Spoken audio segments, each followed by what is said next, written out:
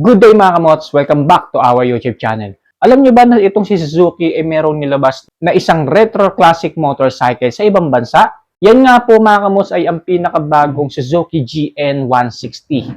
Kaya naman in this video mga kamots, pag-uusapan natin in advance yung kanyang specs at features at sisilipin na rin natin kung gaano kaganda ang first ever retro classic motorcycle na ito mula kay Suzuki. At pag-uusapan na rin natin mga kamos kung meron bang possibility na ilabas ito dito sa bansang Pilipinas. At i-share ko na rin sa inyo magkano ang magiging possible price nito kung sakaling ilabas naman ito ni Suzuki dito sa bansa natin. Kaya naman huwag natin patagalin pa yan, simulan natin.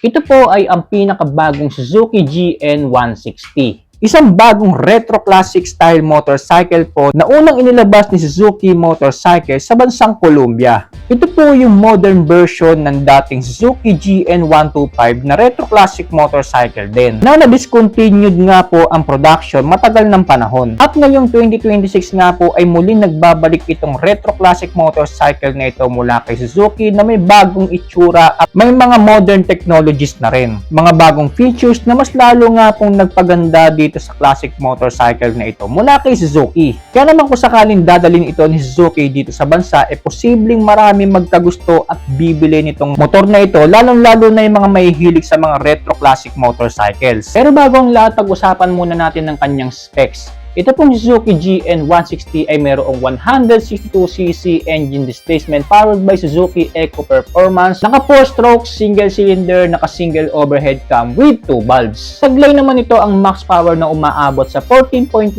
HP at 8,000 RPM na may max torque na 14.5 Nm at 6,500 RPM. Sa kanyang fuel system, naka-electronic fuel injected na rin po ito, kaya naman makakaasa tayong matipid din ito sa pagkonsumo sa gasolina.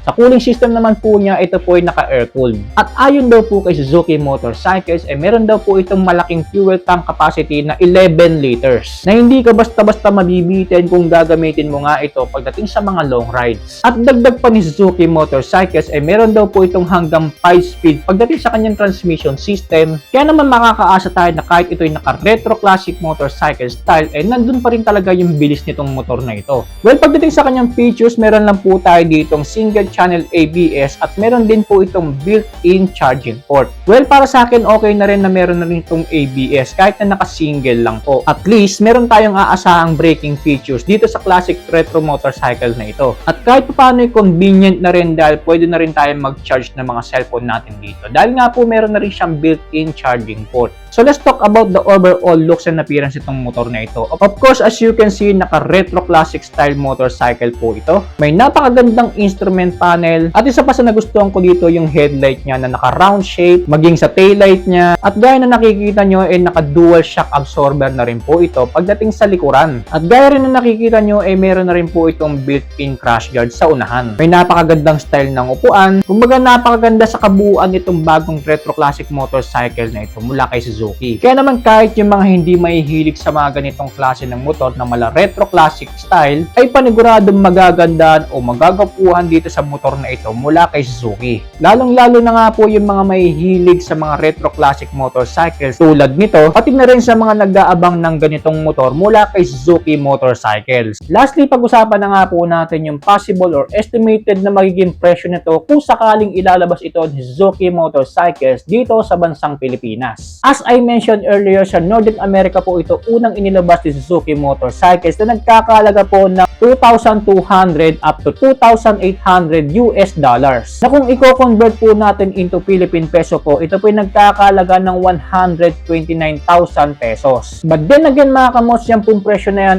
estimated price pa lamang po at base lang din po sa nilabas ni Suzuki mula sa Northern America. Well, sa ngayon wala pa tayong nakukuhang information mula kay Suzuki kung ilalabas nga ba nila ito dito sa bansa. Pero sana nga lang ay ilabas nila ito dito sa Pilipinas dahil kung sakali ito ang first ever ever retro classic motorcycle na ilalabas po nila dito sa Pilipinas. Ibig sabihin yung ganitong style ng motor wala pa nga po nilalabas si Suzuki dito sa bansa. Bali nilabas pa nga lang po nilang classic na motor yung Suzuki Access 125. Pero naka-scooter design po kasi yon. Kaya naman sana dalhin ito ni Suzuki Motorcycles itong Suzuki GN160 para naman kahit paano meron na tayong other option kung gusto natin bumili ng isang retro classic motorcycle. Retro classic style, napakagwapo at higit sa lahat may mga modern technologies na rin po. And as I mentioned earlier, kung sakaling ang ilalabas ito ni Suzuki dito sa bansa, for sure na maraming bibili nito, lalong-lalo na yung mga matatagal nang gumagamit ng ganitong klaseng motor at yung mga una palang sasabak pagdating sa mga retro classic motorcycles tulad nito. At yan nga po ay mula kay Suzuki Motorcycles. Alright, so yan po yung pinakabagong retro classic motorcycle mula po kay Suzuki, the Suzuki GN160. Sana lang mga kamots, ilabas nga yan ni Suzuki Motorcycles dito sa bansa natin.